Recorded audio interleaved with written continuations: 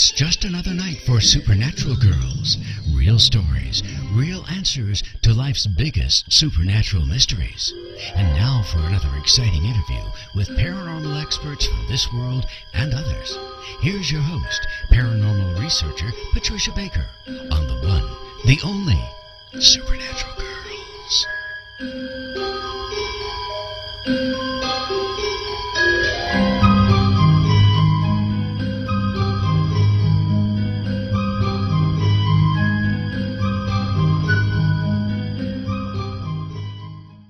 Welcome, everyone, to another exciting episode of Supernatural Girlz Radio. I'm your host, Patricia Baker. I am here with my co-host, Patricia Kirkman, PK, all the way from Tucson. How are you tonight? I'm just basking in the sunlight today. I mean, it's 82 degrees today. What can I say? I feel so spoiled. I'm biting my tongue hearing about all this warm weather. We're freezing again. It's no fun. And as we well know, this won't last long, but for the next couple of days, it's supposed to be warm. Oh, good for you. Well, I'm happy for you. Yeah, I am. I Wish see we that. could share those warm temperatures. Yeah. Hey, do we have a great guest tonight or what? Gosh. Absolutely fabulous. We're going to bring him on in a couple of minutes. He is a very exciting guy. He's one of our favorite people. We've had him on before. And, of course, you all know. If you heard him before, you know he's a terrific guest. But tonight, we are talking about the CIA secret experiments with Paul and his new book, which is called Blowing America's Mind. We are going to get to all the secret stuff that happened way back then, and we have a lot to talk about. But before we go there, PK, what is happening? We've got this, these secrets are still coming out, aren't they? Just like you said they would. They definitely are, and we're going to see even more coming up. But, you know, we're taking a look at this trifecta that we've just had with the moon, and they always say that major things take place after these take place. And so we took a look to see what happened when the last one we had was 152 years ago. So I took a quick look to see what was going on. And you have to remember, today is a day where people don't know who or what to trust. Secrets are all about what's happening. So we're going to get more of it in our interview with our favorite person here about the blowing America's mind. But the thing is, Lincoln was assassinated 152 years ago. The Civil War ended. Steamship in London sinks, killing 220 people. The SPCA was formed. Charles Harris invented root beer. That's the most pleasant thing of the That's the era. best thing yet, yeah. The animal protection. But there was a great fire in Quebec which destroyed 2,500 houses. And then someone threw a firecracker which started a fire destroying one half of Portland, Maine. And then the cholera epidemic kills hundreds, I should say, plural, in London. So God only knows what the major changes that we're going to see now taking place since we've just had this trifecta. Because that happened in the past, 152 years ago, so we don't know what's going to happen now. But one of the things are that people are very restless, not knowing who or what to trust, and secrets are just chomping at the bit to jump out and be made known. So we're going to have to pay attention to some of that. And as you're finding some of these things out, do remember, don't always trust what you think you heard. Double check some of these things, just to be on the safe side. We've got a good example of trusting with looking at the book Blowing America's Mind, because it's all validated, it's shown, and it's in black and white right in front of us. Yeah, it's so get rid of what no longer serves you. You can trust these alphabet agencies, but maybe not. Maybe not. And soup. We've got this memo that's going to be coming out any minute now. Oh, I cannot wait. It's about time that we get to see what's really been going on. So it's just like you predicted, so many secrets are going to come out. There's no holding them back. We are going to get to the bottom of a number of things that were forbidden before. Well, so, yay. That's perfect. Right? But the other thing is, get rid of what no longer serves you.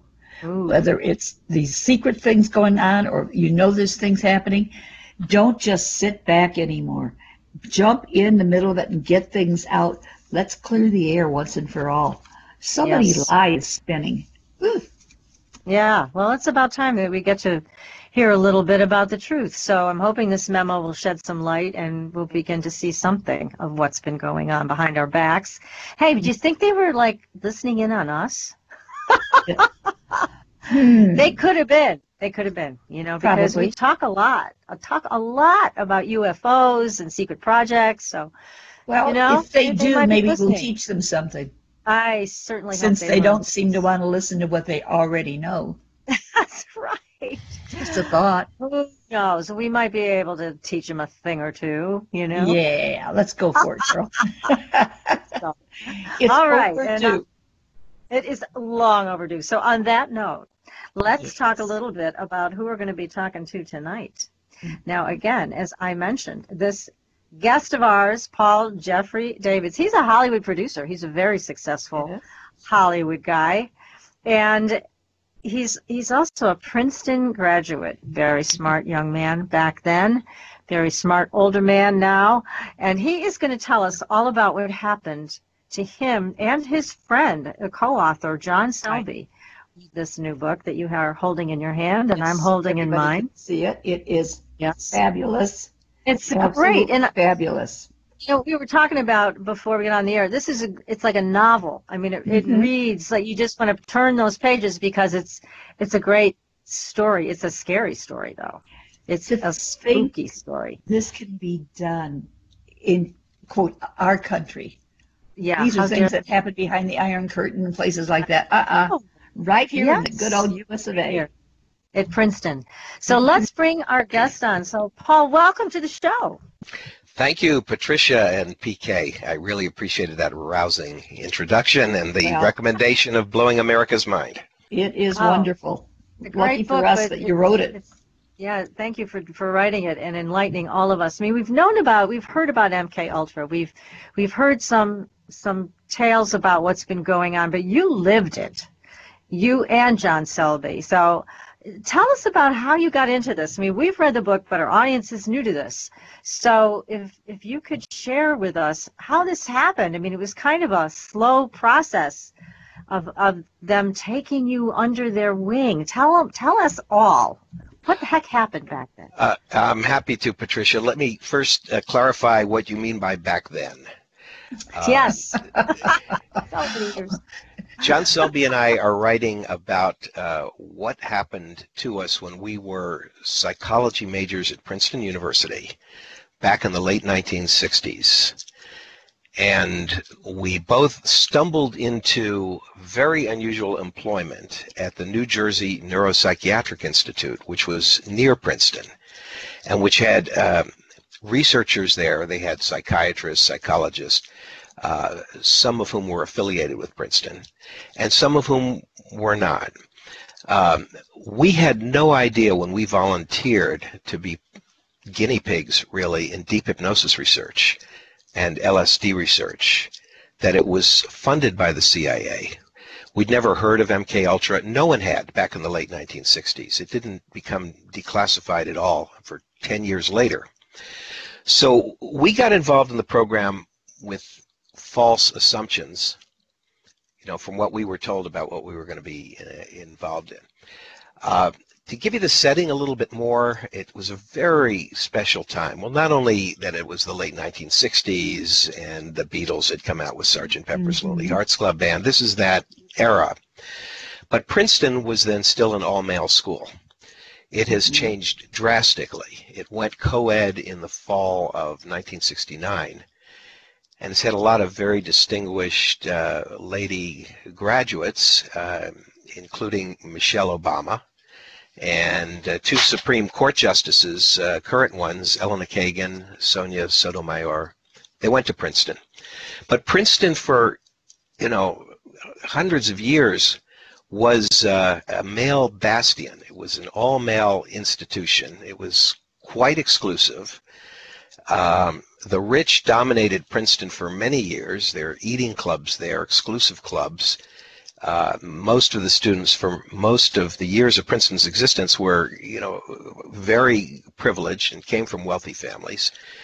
But then things changed, by we got to the 1960s, and I was a kid from Maryland, from suburban Maryland. not from a rich or exclusive family, Jewish background, and my father a college professor, my mother a teacher.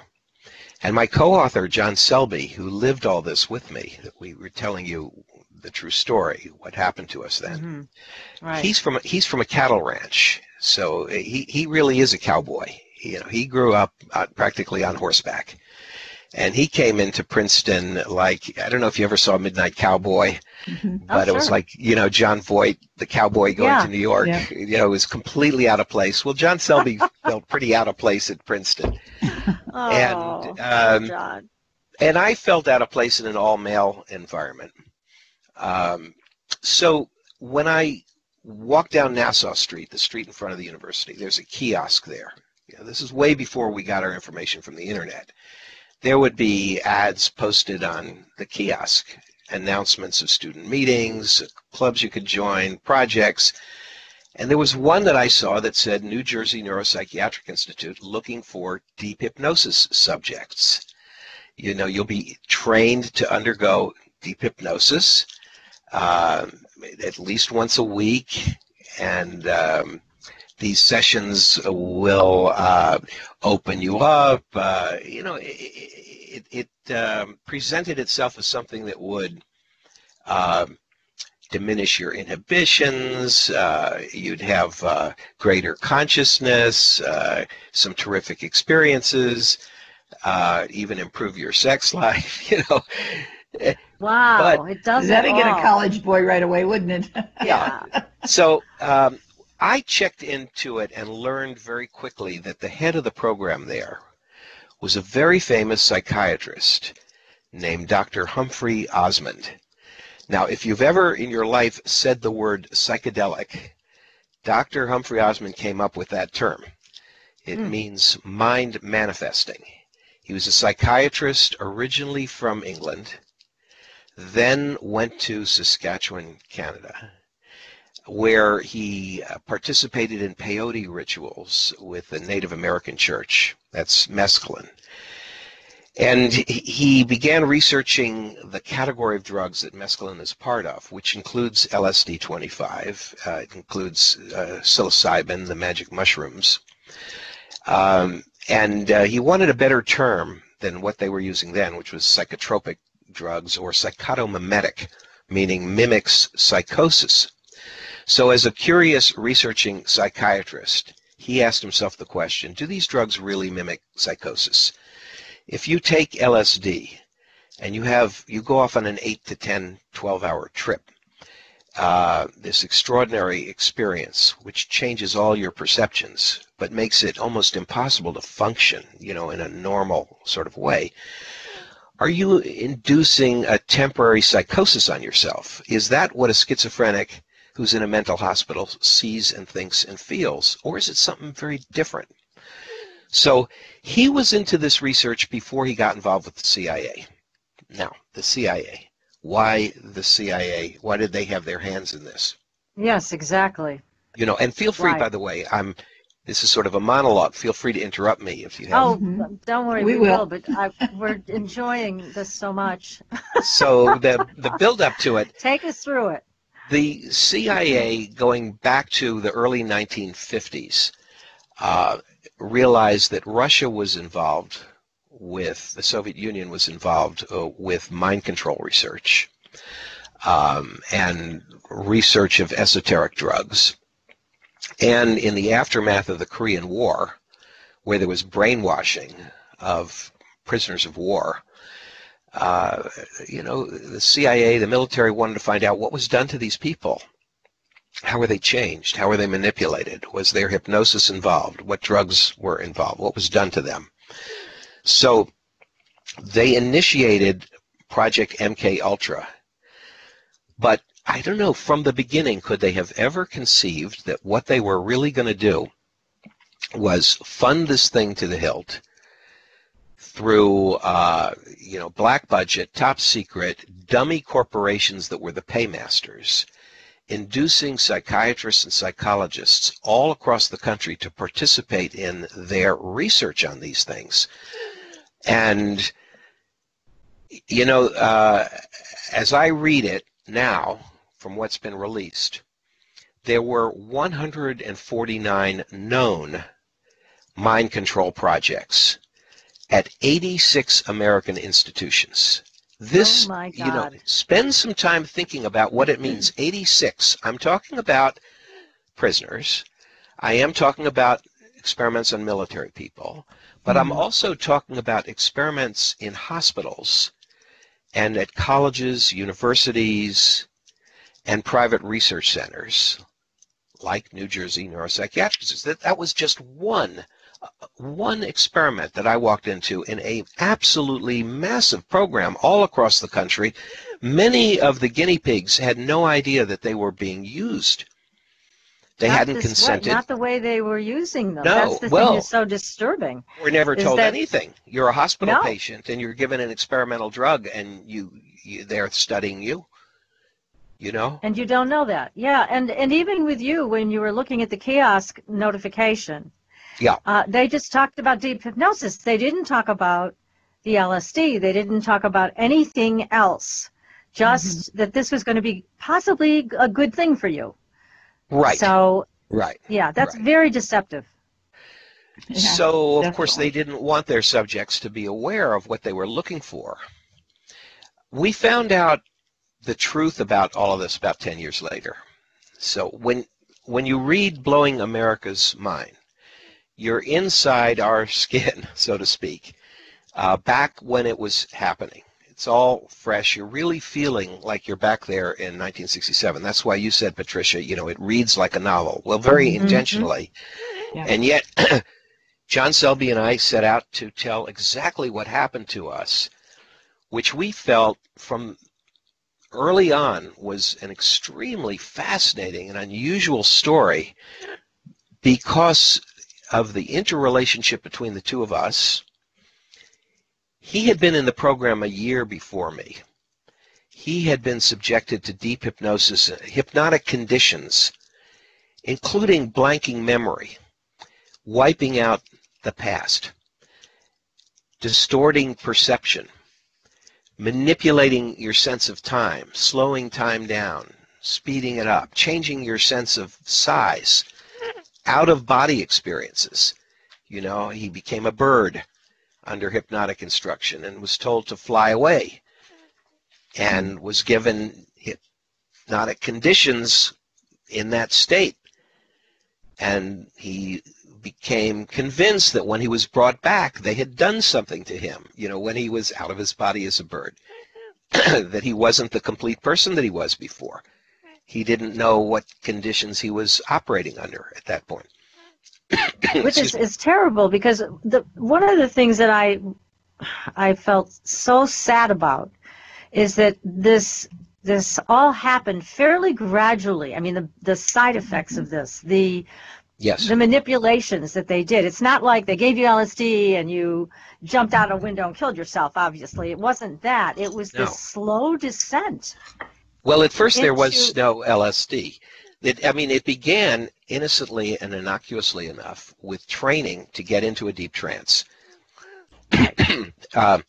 When you enlisted, you did have to sign a consent form, and I was 20, so I needed to get consent from my parents, who didn't want to give that consent, but I was so insistent. As a psychology major, I felt that working with this team I would learn a lot. And so they give you personality tests. They give you a hypnosis induction test to see whether you're susceptible to hypnosis. Not everyone is, or people are not equally susceptible. So they wanted subjects that they could train to go into very, very deep trances quickly. And so there would be a period of time of, I think it was a couple months, where you're trained, you relax. It's a little bit like meditation at first, and the hypnotist voice is leading you and, taking you down into an altered state of awareness, which is sort of like between waking and sleeping, like that dream state you have just before awakening. They call it hypnagogic imagery. Mm-hmm. And you're not really conscious in a normal way during that time. And they will give you a word that they don't want you to remember. They'll instruct you, you won't remember it, which will become a trigger word so that when you come back to the same place, sit down in the chair, and the hypnotist says that word, you'll go right back to that same state very quickly. They won't have to spend 20 minutes inducing the trance. But what they will do after they've triggered your state, they will deepen the trance, take you to a point where they'll put you under a specific hypnotic condition, and that what they want to do is study you and your behavior for the next few hours. So they give you a perception-altering hypnotic condition. They wake you up. You're woken up. You'll walk around the institute with them, maybe outside on the grounds, but you won't have a consciousness that your sense of reality has been altered. Maybe they've taken away any memory of your past. You won't even know who you are. You won't remember anything that's happened the day before or years before. That was one of John Selby's biggest concerns, that they wiped out his past very deliberately and put him through these manipulative conditions for an entire year.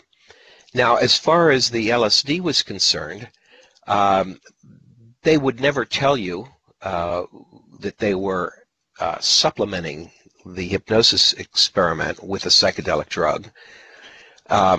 They might, they would sometimes give a placebo. Sometimes they'd want you to think that you were under the influence of some exotic drug, but you wouldn't be. It would just be the hypnosis. Or other times, they would give you LSD, very small doses is what I'm talking about, like microdoses, and you would not know that you'd been given the drug. Now, when I say microdose, LSD 25 is so powerful, and it has its effect in such small amounts that 100 micrograms is sufficient to put somebody off onto a 6 or 8 hour, what we call a trip. That's a very, very, very small amount. That's right. So there we go. Here was John Selby, who'd been there a year, and they really wanted to keep their claws on him. He was a senior. He was graduating as a psychology major. They were offering him a full-time position at the Institute the following year as a hypnotist. They wanted to be able to continue studying him. And there was something about deferring his military service too, right? Didn't they offered him that? That was the big carrot held out. It was during the Vietnam War. Everyone was being drafted after college. The only way to not be drafted at that time, well, if you were medically unfit, okay, you got a 4F deferment, or if you went to medical school, they let you go to medical school, and then they would take you later after you were a doctor. And also they had a deferment for seminary students, which is really unusual. I mean, why somebody wants to become a chaplain, or they go study religion to become a minister or something, why a deferment from the military? But they did, and those were the only 3 ways. So this was a big deal if he could get out of that, being drafted. Yeah, I mean, unless one more thing. Unless you came from a military family and were convinced that you needed to enlist and you wanted to go fight in Vietnam, I think that was the minority of people that had that attitude. Exactly. So, most of us just wanted to have our lives, go on with our lives, and not have it interrupted by military service. So for John Selby, he said, the work we're doing is it's considered in the national interest. And he was told that some of the support came from the National Institutes of Health, National Institutes of Mental Health, which was true, that some of the money was funneled into, this was a top secret program. It was like a black program. So some of it did come from there, and some of it came from a dummy corporation called the Society for the Study of Human Ecology. Now, I don't even know what that means. I mean, have you ever heard of an organization? Well, what did you do today? No. Well, I got a job with the Society for the Study of Human Ecology. Well, what that job would have meant was that you were a paymaster. That you were a paymaster for the CIA, because that's where the checks came that paid the psychologists and the psychiatrists. So, yes, they enticed John Selby with the draft deferment concept, and so he really, and this is, I think, and I think you'll both agree with this, this is part of the real drama of the book, that you have this young man from the cattle ranch at Princeton who got into this hypnosis stuff and LSD and really wanted, at a certain point, to get out of it. He felt that he was being haunted, damaged, that the hypnotic conditions were not being erased. He was having flashbacks of things that had happened under hypnosis, and sometimes at critical times. For example, he became a champion fencer on the Princeton fencing team.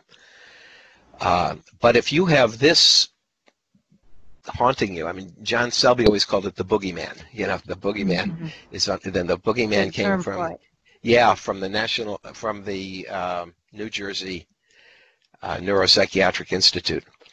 So his struggle to break free of it is one of the major themes of the book, and how he finally did it, and how he finally got up the courage to betray the people he was working for. Break into their files, find his file. And I don't want to give away the whole plot, but yeah, exactly. He needed to break away. Yes. Meanwhile, you have me, naive, 20 years old, gung-ho for this, right? I hadn't experienced the dark side early on. I enjoyed learning to go under hypnosis. So as John Selby, my co-author, began to rebel against it, I couldn't understand why. And then we had another mutual friend, Pac, in the book. He's a terrific character. Would you agree? Pac was a really interesting character. He's a great character, and I was going to ask you more about him because he's so interesting. Yeah, I mean, I think he really lives, he helps make it a piece of literature, because this character, Apocalypse, who's half Native American, half Greek, who was a subject at the Institute before John Selby was. And he went just out of his mind. And he always called it the loony bin. We came to call it the cuckoo's nest. I mean, eventually. Didn't Pac try to warn you guys in his own way? Sure he did. And, that there was that book by Ken Kesey called One Flew Over the Cuckoo's Nest. Oh, yes. Amazing. Amazing classic. Yes. He was in his early 20s when he wrote that, and Ken Kesey was considered one of the major up-and-coming writers of America at that time. And then he wrote Sometimes a Great Notion. And boy, was he persecuted for what? For possession of marijuana. Right? I mean, he was arrested twice for possession of a joint. Jesus. He was facing 5 years in prison. But Ken Kesey, of that time, he was also a major proselytizer of LSD. Well, LSD was legal until 1966. They didn't pass a law against it until then. Ken Kesey got a 1939 school bus. You probably know about this. He painted it all in psychedelic colors. And he, with a band of followers, hippies, went around the country, stopping in different cities, enticing people to take the acid test. Hey, would you like to try LSD? We've got it here in Kool-Aid. And 100 people at a time would take acid thanks to Ken Kesey. So, of course, they persecuted him. Of course, and a joint of marijuana was what they could bust him on at that time. They couldn't bust him for the LSD. Oh, God. So, well, we're going to I'm going to interrupt you here, Paul, because we're going to have to take a very short commercial break. But this is a fascinating discussion. We've got questions lining up in the chat room from Ralph and Thomas and Zena. We're going to ask those questions on their behalf. If anybody has a question to ask, you can go to irnchat.com, irnchat.com. We'll ask your question for you with this fascinating discussion that we're having tonight with Paul Davids, Blowing America's Mind. We'll be back in a very few minutes. You're listening to Supernatural Girlz Radio. Stay tuned. Welcome back, everyone, to Supernatural Girlz Radio. I'm your host, Patricia Baker. I'm here with my co-host, PK, and our guest, very exciting guest tonight, Paul Jeffrey Davids, and he is the author of this book, Blowing America's Minds. Yes, it is. This is an amazing story. It's a true story of Princeton CIA mind control, LSD, and Zen, and he is giving us the inside scoop tonight on all of this. So I'm going to ask a couple questions of you, Paul, from our chat room, and this is from Zena, who's asking, did any of these kids' families not ask the school what was going on? That's a good one. I can't speak of many instances, but in the book, John Selby certainly deals with his problems with his own family. I mean, they were enraged by his involvement in this, and they actually cut him off. I mean, it got to the point where he couldn't go home for Christmas. But I don't know, the parents, my parents never interfered. They never tried to stop it. They would, not the people who would have picked up the phone and said, what are you doing to my son? And, the changes and the influences were kind of subtle. So that's the best I can do with that question, I think. Yeah, and I think, too, back then, people had a much larger sense of trust with institutions, government, blah, blah, blah. So, they wouldn't necessarily have thought to question it. I mean, your parents' generation, not you, but your parents' generation. They wouldn't have questioned, Princeton. What's Princeton doing in this? Or the New Jersey Neuro-Psychiatric Institute is considered to be it doesn't exist anymore, but it was considered to be a reputable institution. It was also a mental hospital. There were full-time schizophrenic patients there in other buildings. We had this 3-story brick edifice that was the Bureau of Research that we went to, but when we drove down the long road from the entrance gate along a lake to get there, we passed buildings that had, patients who were there permanently. Eventually, after MK Ultra was exposed, and the names of these doctors and their connection to the program became public, they closed down the Bureau of Research. Interesting fate of what happened to the doctors involved at that point, who sort of scattered to the winds in different directions, and they changed the name of the New Jersey Neuropsychiatric Institute. It became a new institution called the New Jersey Developmental Center. Now, does that sound like a psychiatric hospital to you? No, it does not. No, but it still was, and it enabled them to retire all the files from before, because now it's a different institution. They're clean, okay? How about it? Yep. Yeah, how about it? Sneaky. So, where would you like to go next? Yeah. Well, here's just one more question I'm going to ask before we have. We're going to go into why you did this now, why you and John decided to release this book now. But first, Thomas has a good question. He's saying, were you guys already experimenting with drugs prior to this? Question. No, neither of us. John Selby had his first experience being turned on with LSD by Dr. Humphrey Osmond. And he doesn't describe that experience in the book, but if you go to our website for the book, which is blowingamericasmind.com, there's blogs there that John Selby and I have written. And one of them, John Selby describes that whole first experience with Aldous Huxley. Now, let me just say, and as for myself, absolutely not. No experience. When you read the book, you'll see my first experiences when Pac, turns me on with grass for the first time, and I think that's a pretty funny chapter, really. But,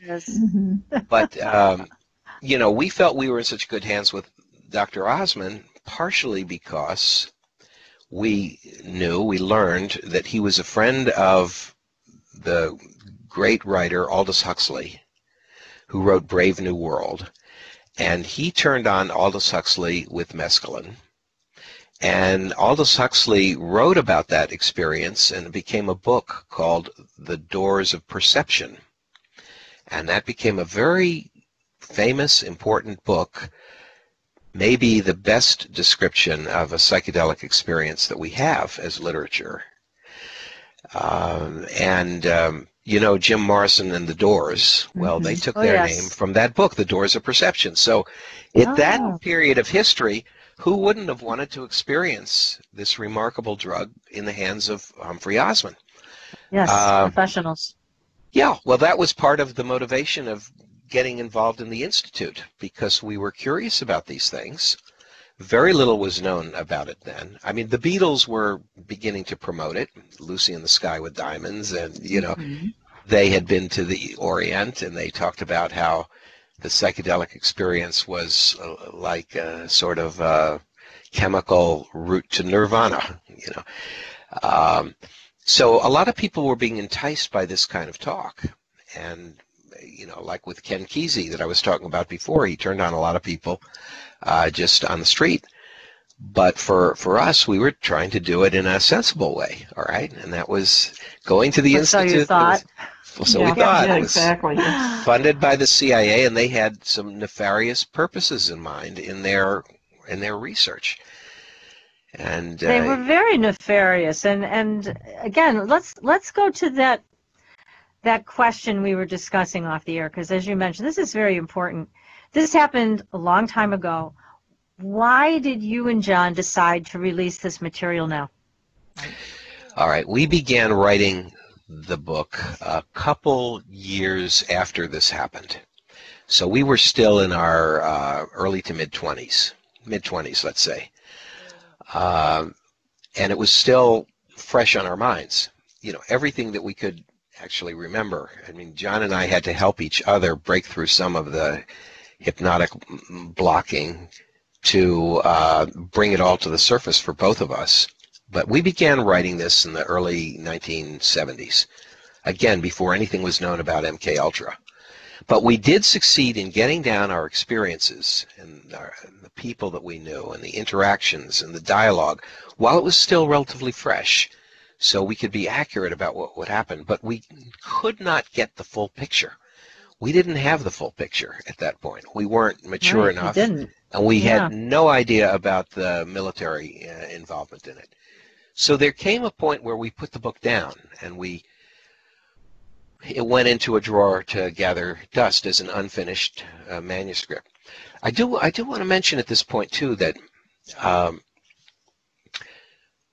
when John Selby left the Institute under very unfriendly terms, which is in here, he and his girlfriend just picked up and left Princeton. He was being tailed by some spooks at that point too. They were making themselves obvious.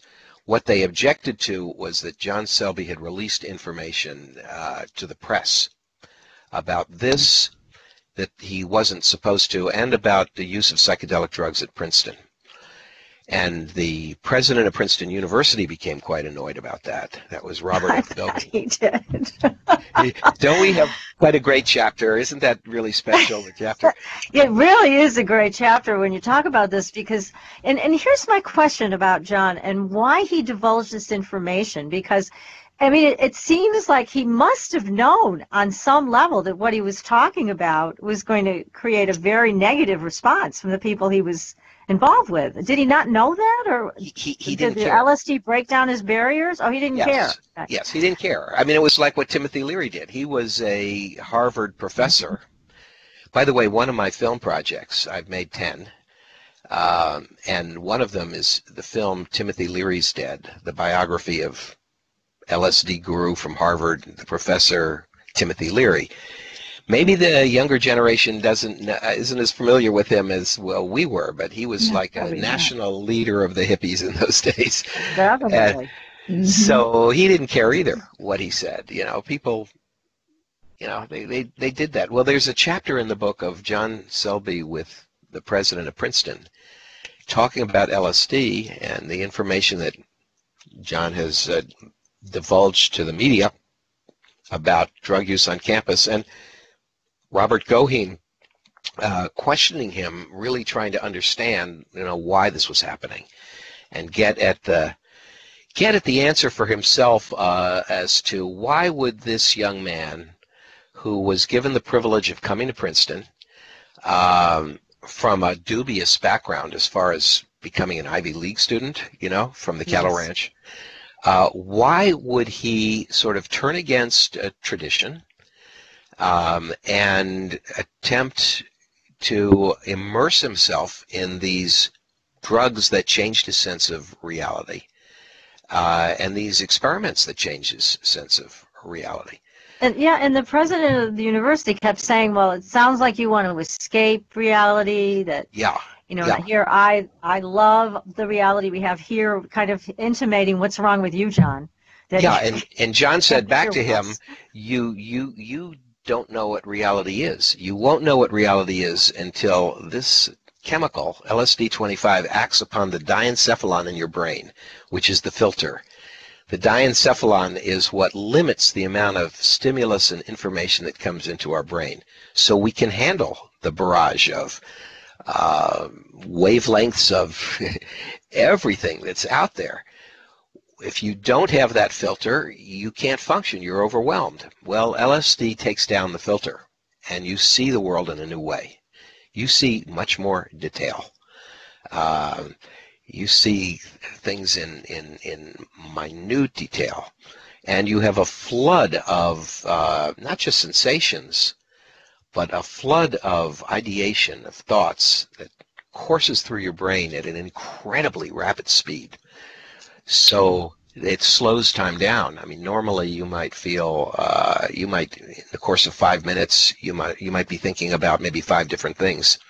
You spend a minute worrying about a meeting you have to attend, a minute worrying about your finances, a minute thinking about a cousin who had an accident. But under the influence of the psychedelic drugs, imagine having 100 thoughts in the same amount of time that normally you would have one. So it makes it like seem a big download. Yeah, it makes it seem like time stands still. So we have this chapter in the book of John Selby explaining all this to the president of the university. I mean, this really happened. It's accurate dialogue. You asked why did we wait so long to release the book? Can I tell you? Everybody's dead. I just started to say that they're all dead now, aren't they? They're all dead. They're all dead. We used all the real names. It's safe. So they're all dead. And also we felt for many years we didn't dare. We just didn't dare. We didn't know what the reaction would be of Princeton to our release of this book, or the CIA. This is ancient history for the CIA. They've got more important problems of what's going on, today. This happened a long time ago, but maybe some of this stuff is still going on. We would have no way to know. It's always been top secret, right? We don't know. We don't know what kind of experiments they might be doing today. Yes. We won't hear of it. But it is very interesting. Really, the only reason we're can I just say, I just want to say regarding the president of Princeton, it's really interesting to me that when he finished his tenure as president of Princeton, President Richard Nixon appointed him as the United States ambassador to India, a nuclear-armed country. So wouldn't you think this would indicate that President Goheen had some deep government connections all along? I would certainly think so. Okay. Yes. But you know how they compartmentalize things, in all of these agencies. So sometimes the left hand doesn't know what the right hand's doing. And that's a way they keep things very secret. So, but my God, I mean, we got to thank you and John for having the guts to bring this forward. I mean, you made yourselves very vulnerable in a lot of ways by writing this book. It was a risk. It was a risk. Yes. The best movie I ever saw, in my opinion, about the craziness of the CIA and the left hand not knowing what the right hand is doing was made by the Coen brothers, and it's called Burn After Reading. Did you ever see that movie? No. No, I'm going to have to see it. Burn After Reading. Yeah. First read Blowing America's Mind, everybody, and then go see Burn After Do the other, right? Yeah. All right. We're going to be so informed as to at least, again, what you brought forward, because it's your experience.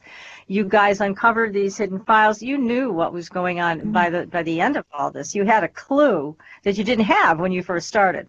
Well, by the end of our tenure at the Institute, we had a clue, certainly, and spooks were beginning to gather round our lives. When we left this, and I graduated Princeton, and John went from Princeton to the West Coast, and he actually entered a seminary. You know, he wanted the draft deferment. I said there were only two ways you could get it. So can you imagine John Selby studying to be a minister? God bless him. You know, one of the many books he's written is called Jesus for the Rest of Us. And I think that's a wonderful title. It's like, okay, what if you're not a devout believer, right? Well, yeah, you're one of the rest of us. Well, that's great. You can convey the message that way. I love it. How creative. But we went off into different directions. But when he left the Institute, and I was still part of it, I was still supporting the research, still happy to be connected with Dr. Osmond and Dr. Bernard Aronson. Bernie, we called him. Bernie Aronson was the head hypnotist, psychologist, a Princeton psychologist. Oh, wow, is he a complex personality. And I think we paint quite a portrait of him, don't we, Bernie? You do. You do. You know? The problem was that Bernie, master hypnotist, hypnotizing a lot of boys, well, he liked boys. You know what I'm saying? So there was that aspect of it, too. Yeah, that's, again, another scary thing. He couldn't be trusted. And I learned that toward the end. And John Selby learned it along the way, too. But the Institute warned me not to talk to him after he departed, that he had betrayed them, betrayed the research, was telling lies about them, anything they could throw out there to say, cut off contact with him if you want to stay part of the research. And so I did. I did not talk to him for, it was a couple of years. I graduated, and I was one of the first people accepted I was a fellowship student at the American Film Institute, the Center for Advanced Film Studies in Los Angeles. You know, that was sort of the underpinning of my future career, the fact that I became one of those fellows at the AFI. That was quite an honor. Goodness. It was. And John Selby, on the other hand, well, he was the seminary student. Now, I finished at the AFI and wanted to make my first feature film. I made a student film there. And I wanted this story, Blowing America's Mind, to be my first real project, you know, to get out there and get known at that time. Yeah. You know, I was in my mid-20s. I had recently gotten married. And I'm still married, by the way, after all these years. We celebrated Congratulations! That's a novelty in itself. We celebrated our 46th anniversary a couple weeks ago. Congratulations. That's wonderful, Paul. Congratulations to both of you. That's really terrific. Thank you. Actually, it was only about a week ago. So, but wow.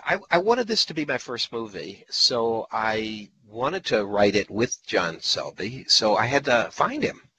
And that was hard. And he was in Northern California. I think he was in San Rafael at that point, San Rafael. And it was awkward when I got him on the phone, and we hadn't talked in a couple of years, and, you know, the Institute had turned him into the boogeyman, and so there was this sort of ice between us at the beginning that I had to break, to tell him, look, I left the Institute too. I came to understand all those warnings you gave me.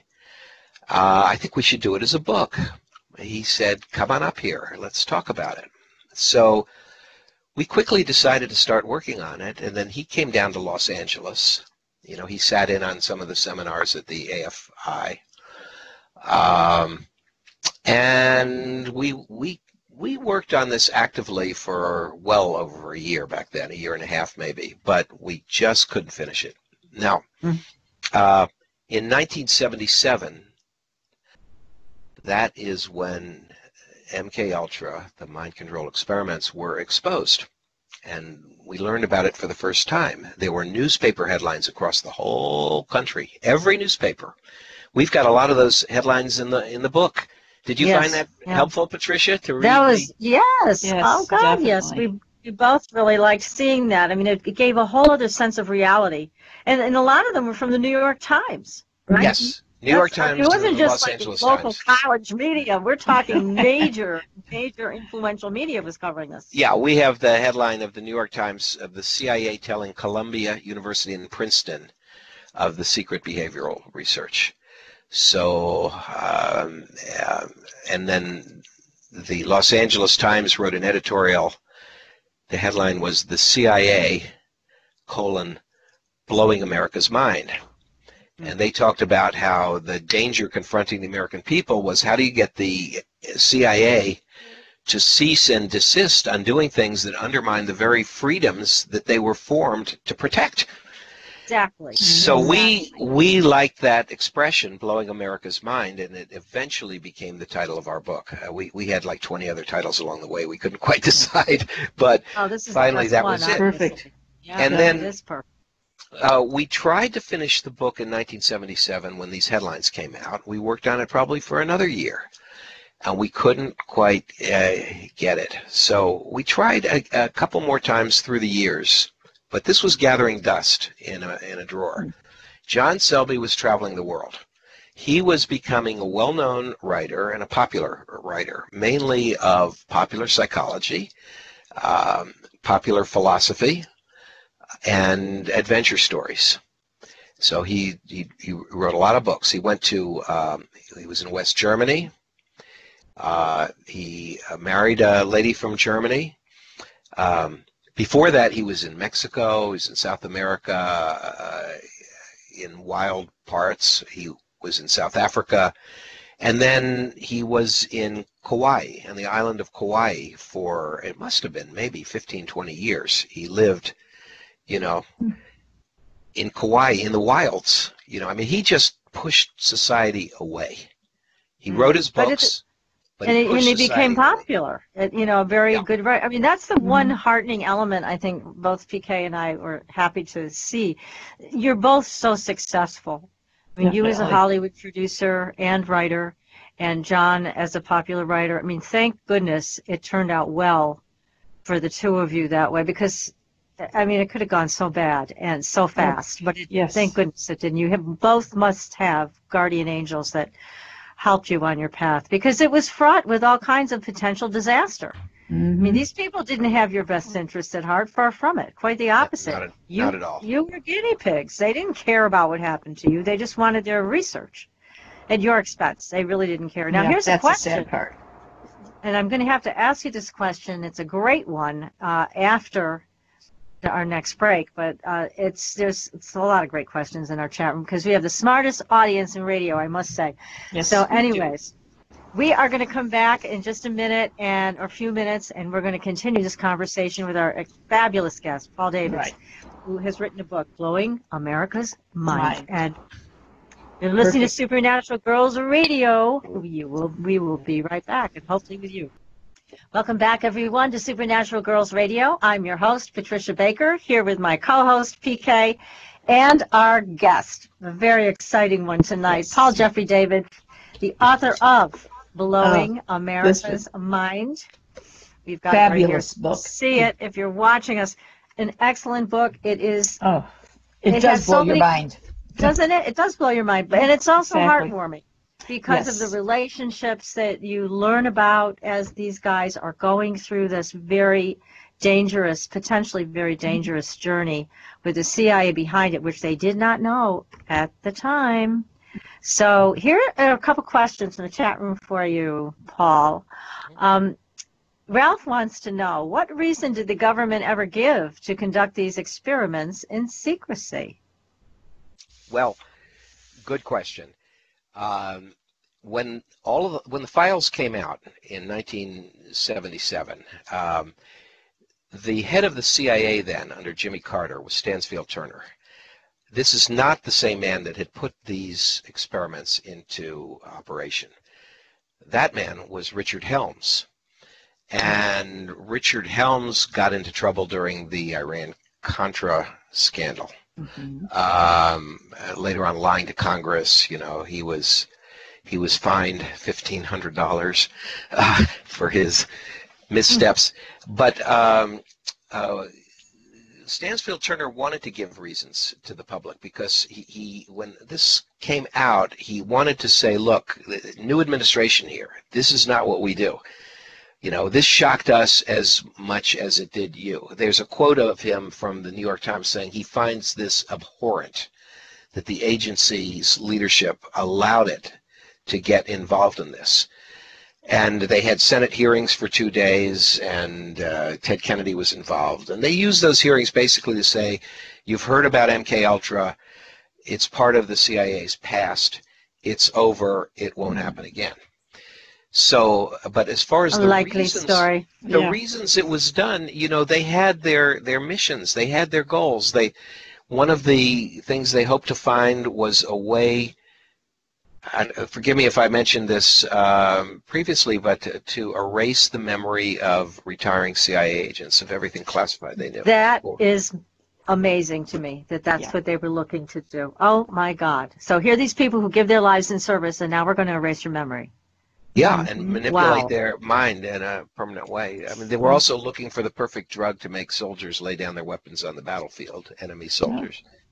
So they, you know, they felt during the heat of the Cold War that they had the justification for what they did, but there were so many innocent Americans who were damaged by this. A few of them sued. There was a famous lawsuit over it involving Dr. Cameron up at McGill University in Canada, who was doing part of MK Ultra and had really damaged some patients who came to him not that seriously ill, not seriously mentally ill, but with extreme anxiety or post-traumatic stress, trauma. And what he did to them just ruined their lives. I mean, he put them through, I mean, you know, I don't know if the Nazis could have imagined those experiments. And so there was a lawsuit, and the CIA settled that lawsuit with those subjects. But they said at the Ted Kennedy hearing that they were going to track down the people that were victimized and make good by them, and of course that never happened. So, no, of course not. No. Hi. But here's another question. Yeah. I'm sorry. Go ahead, Paul. You want to wrap no, I was something just up? going to say that we weren't able to finish the book until last year, 2017. I had, you know, I turned 70 a year ago in February. I have white hair now. And I talked to John Selby. We hadn't talked very frequently. And I said, you know, are we going to finish it? You know, or is this going to get out there while we're still above ground? You know, because it's not going to get out there when we're below ground. That's for sure. So I have a production company, Yellow Hat Productions, Inc., and a division of that is the publishing company, Yellow Hat Publishing. Waiting for New York to decide to publish this book, I mean, you'd drop dead 20 times before you'd get a yes. Absolutely. So I said to John, look, let my Yellow Hat Publishing be the publisher. I'll take care of everything. All we have to do is finish it. We have more work to do. There's things we haven't tied together. And so we reread everything we had done before, and we knew that we could put all kinds of details and additional touches to, you know, pull everything together, make it right. And then the epilogue that tells what happened afterwards. And we both feel that there was some benefit to us as being part of it. It wasn't all dark, that, you know, learning hypnosis, it was a good predecessor for then learning meditation, maybe. But I think the main thing is that when we both rebelled against the manipulation and the dark side of this and broke free, I think we each in our own way became more courageous people.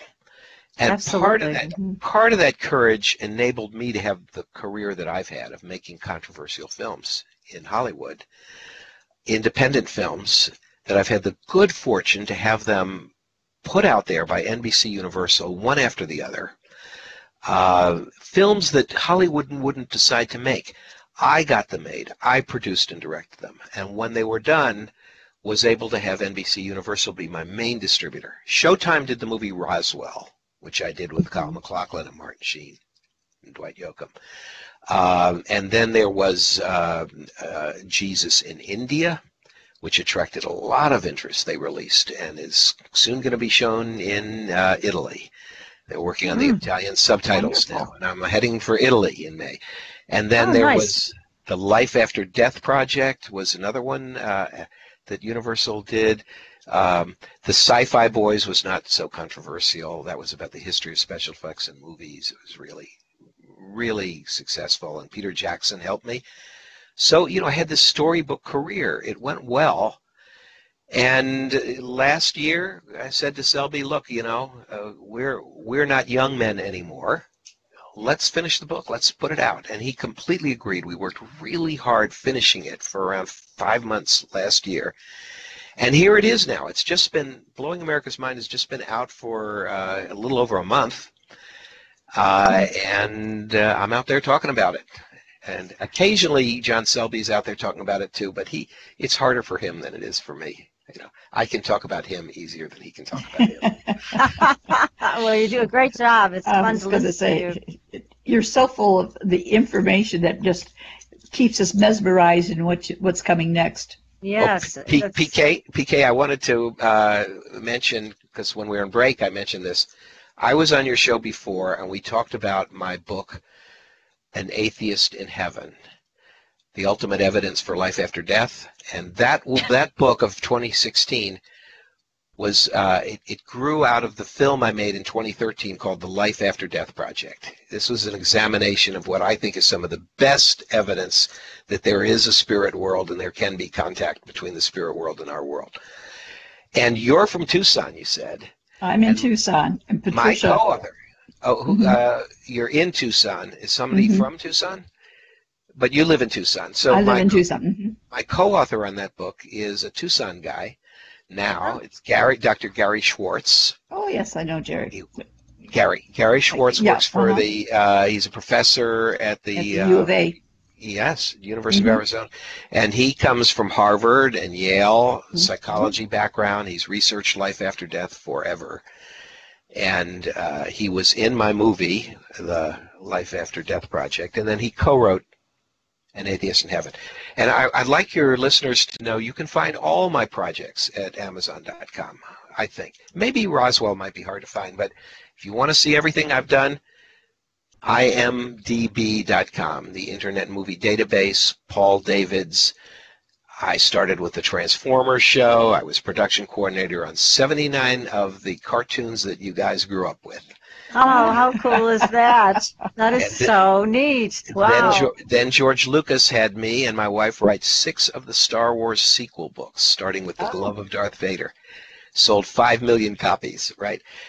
I was doing all that, but I couldn't finish my own book, Blowing America's Mind, during any of that period. You know, so that's my story. Yeah, it's a great one. We like your story, and we do hope that this book will be turned into a television project. We think it would be great.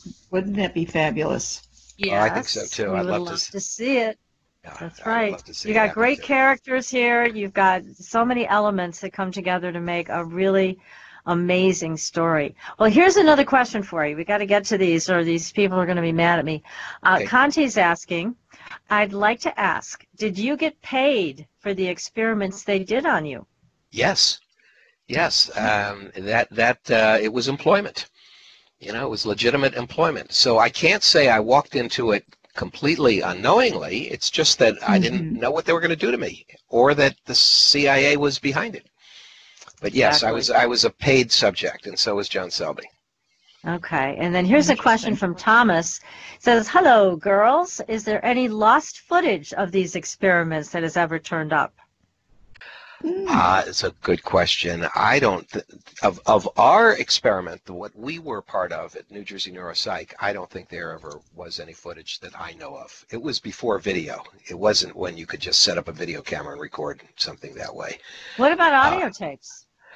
If there were, I don't know. I mean, I imagine the doctors did it.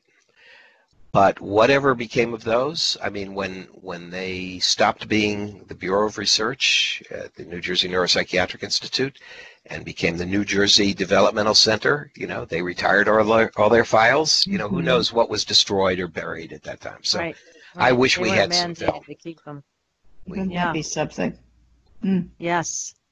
Now, one more question, because I know you have to go a little bit early tonight, unfortunately, but we have more things to share with our audience. And so here is a question from Supernova. Have you ever found out who the main players behind these experiments were? What's that noise in the background? Yeah, we're definitely hearing. There it's going. It's coming from the screen. It's just stopped. Who? Was the CIA. Yes, well, specifically, Okay. a man named Sidney Gottlieb was appointed the head of all the MK Ultra projects by Richard Helms. So he oversaw it all, and he was the one who was ordered to destroy all the documents by Richard Helms. And somehow, 20 boxes of documents escaped destruction. They were found at Langley, Virginia, at the CIA headquarters, 1977. Years later, I mean, the files went back to 1952, but they were in boxes that were mislabeled deliberately, I'm sure, as the financial records of some other project. So Sidney Gottlieb was in charge of it all. And, and he was actually, you read the experiments and he sounds like he's an old Nazi. You read about his life and you read that when he retired, he devoted his whole life to his biggest hobby, which was folk dancing. All right. Go figure. Talk about not fitting. And he had a club foot. So how does somebody with a club foot devote themselves to? These people who worked for the CIA then, they had human lives too. They were interesting personalities. The story of Jim Angleton is massively interesting. He was head of counterintelligence. He figures into my movie Marilyn Monroe Declassified. The CIA's involvement with the death of Marilyn Monroe. You can see that movie, Amazon Prime. You'll learn a lot. It exposes a lot of secrets, just like this book. Yeah. So. Yeah, that's now I have things to watch. It's amazing. Definitely. Paul, thank you. Because there's been kind of not so many things that are good. So now we know to watch your stuff. At least we'll be entertained and we'll learn something at the same time. Couldn't ask for anything better. Yeah, there's also my biography of Timothy Leary. Timothy Leary's dead. I filmed that 20 years or so after the Institute experience. And Timothy Leary enlisted me to do his biography. And that you can find online now, too. Timothy Leary's dead. Paul, do you have a website that lists all of your projects? Yes. Well, here's a couple of websites I'll suggest. If you go to pauldavids.com, that's my old website. It's not quite up to date. It doesn't have the couple latest, but it has all the early projects, a lot about them. And then there's pauldavids-artist.com. I'm an artist, and that mainly has a couple hundred of my works of art. But it also, as you go down the menu, you'll find things about my books and about my films. And if you go to, as I said, imdb.com, the Internet Movie Database, Paul Davids, put in my name there, and everything I've done will come up, including the name of every one of those 79 Transformers shows that I was. Oh, that's great. Great. Yeah, well, that'll be great for our audience to go and learn more about your projects and watch them and read them. Again, you're a delightful guest, Paul. As always, we're so happy to have you on the show with us tonight, and we thank you for writing this book also, because it's something we all need to read. Here it is again. Don't forget it. Blowing That's right. America's Mind. It's a great book, everybody. Tricia, it's I said it's at Amazon. I want to say it's the printed book that you have, but it's also available on Kindle. You can get it at Amazon. Okay. So people can get the electronic version too. Sure, which is and if you have another ebook reader that's not Kindle, you can find that out there too. Go to, I think, Baker and Taylor. Just search "Blowing America's Mind." My name. You'll find the book. You'll find it. We'll follow the breadcrumbs. And again, Paul, thank you so much for your time tonight. We really appreciate it. What a delight. And thank you better keep us posted when this comes out on TV so we can announce it to our audience. Yes, definitely. I can only hope it happens. Thank you both. Oh, it will, of course. Okay. Yes. We hope it does. Thank you so much, Paul. Take care. Good night, Paul. Night. Now, everybody stay with us because we're going to be sharing some information that you may want to hear. Okay. Well, that was very interesting talking to Paul. He's a great guest. Wasn't it, though? Oh. Yeah, we've interviewed him before. We had no idea that he was a guinea pig for the CIA. No. That We had little no devil clue. hid all of that from He us. kept it all quiet. Yeah, well, thank God he survived it. Some people didn't. There That's were for some sure. people who died, and so he talked about people who whose lives were ruined, but there's also people who died from some Well, MK Ultra nonsense. So I think one of the things that he said, they held off doing the book until after everyone had passed. To yeah, keep it makes things, sense. Yeah, I could understand that. No conflict this way. Yes, because as he talks about in the book, John was threatened Oh, by yeah. a couple of guys from the CIA who showed up at his. He was going to get in his car, and there they were, and they threatened him that if he did it again, if he divulged information to the press, that they would kill him. So it was serious That was stuff. directed to the point. Now, exactly. Yeah. Now I can see Yeah, why they waited so exactly. long to finish it up. Yeah, they said Absolutely. almost 50 years. Yeah. And it just shows the power of these agencies when they're doing things they really have no business doing, and especially with the level of secrecy and deception. So people aren't able to make really good decisions. If they had known what was involved, I bet you anything, they never would have gone down that road with those people. Well, some people are risk takers. They get a thrill out of finding out something different. But once they got involved, there was no way to really get out. No, it was very tough. So even though their friend Pac was trying to warn them, it's still, they thought this was on the up and up, and they didn't realize the shadowy figures behind all of this. So very interesting. But we have a new show that we're going to be doing. Yes. And we wanted to tell everybody the great details. This is a prayer show, unlike any other prayer show that has been out over the airwaves. Now, it's going to be you, PK, and myself, Right. and also George Lugo. And the name of the show is When Two or More Are Gathered, because when two or more are gathered, anything can happen, miracles happen. And they have. They have. We have successfully done this before, and we're going to be offering our audience the opportunity to send to us, and this is on our website, supernaturalgirls.com, right at the top. You can send us an email of what you want prayers for. It can be for yourself, it can be for a friend, a loved one, it doesn't matter, a situation that you want resolved. Please send us your prayers. Send us your story of why this is important to you, why you want this to have a change in your life or a shift in consciousness or whatever it is. Maybe you want better health. Are you facing a serious illness? So send that information to us. Include your name or the name of the person you want us to pray for. PK, you're going to do their numbers. Now, we're not going to reveal the whole person's name on the air. That's not going to happen. Definitely but not. We will use the first name only so the person knows we're praying about them. And PK is going to offer insight based on the numbers. So we're going to do that. And then George is going to offer his psychic mediumship talents to also further provide information for the person we're going to be praying for. And then I'm going to bring in the spirit team, who are the spirit team participants for this person. We're going to bring them in. And we're also going to bring in our own spirit team. So we're going to have a lot of power coming in from the other side. Because as you know, if it's just one guardian angel, that's all well and good. But if you have a team, and now you're going to have 3 teams plus the person's team, this is going to be a very powerful experience for everybody, but most specifically for the person we're going to be praying for. So nobody's ever done anything like this before in this format. We're offering up so much information. It's obviously all free.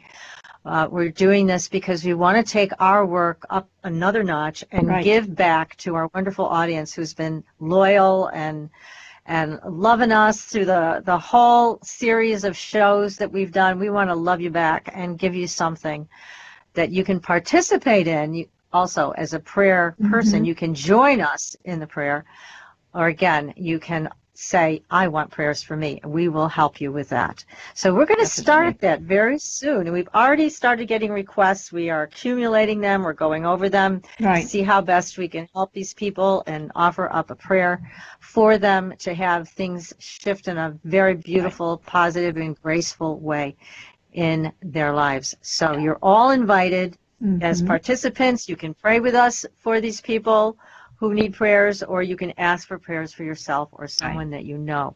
So that's something that we are starting right here on Supernatural Girlz Radio. And we'll give you the date so that you'll know when to join us, and spread the word. Let people know. This is something new that we're, this is going to be a very... Never have too many prayers, right? I can't. I can't either. Need all the help I can get. Yes, we all do. And what a great way to come together with our terrific audience and just, share that power, share the presence of spirit in our lives, and reach out to people who really need some help right now. We know there's a lot. We're going through a lot emotionally and physically in this lifetime. And what's going on in the world at large right now has many people frightened and scared because they don't know what direction to go. I've had some people send me their name and a birthday, just the month and day. That gives me a lot of information to be able to help them. And I know that with Patricia jumping in with her parts and George with his, my goodness, you just can't manage to not be successful. Yeah, we're going to make sure that it's successful, that whatever needs to happen will happen in the most graceful way. I mean, that's what this is all about, is, I mean, the things that we bring to our audience, I like to think are going to help them either to expand their consciousness or to improve their lives in some way. We are offering the best of what we know and the best guests that we can find. So this is just taking it to another level, so people can really feel the power of the spirit and the power of the source that's around all of us. It's time to tune in. So we're going to help everybody do it. So if you're going to join us as a prayer participant, you're going to feel this too. Even though we're focusing our prayer on some people who have requested it, you're also going to feel the power of this. And you will benefit as well. It's like something overflowing. The more you put in, the bigger it gets. The bigger it gets, the more people that are going to be embraced with it. Exactly. So please tell your friends, if they're interested in this kind of thing, they're welcome to join us. And we will have one of the biggest prayer circles ever. I know we will. And it will reach out and do the kind of work that we always were meant to do. So we're very happy to be offering this to everybody in our audience and beyond. So be sure to share this information. And again, go to our website, supernaturalgirls.com. That's where you will find the emails that you can send the prayer requests to. And you'll also find a direct contact for PK, a direct contact for me. If you have any questions, you can send those in as well, and we will answer you. So go to supernaturalgirls.com. Go to our Facebook page. We've got some terrific stories this week. Oh, my God. The paranormal world has just thrown its doors open. And we've captured a lot of them about invisibility and UFOs and all kinds of great stuff. And that's all on our Facebook page. So be sure to like us and follow us there to keep in touch with everything. Well, and we also know from what's taken place today with the trifecta with the moon and such, we know that there's going to be some shake, rattle, and roll coming very soon around all of us. So let's all hold together and hold hands and hang on. That sounds like a plan to me. So everybody, until next week, we will see you on the Blue Highway. Good night, everybody. Good night.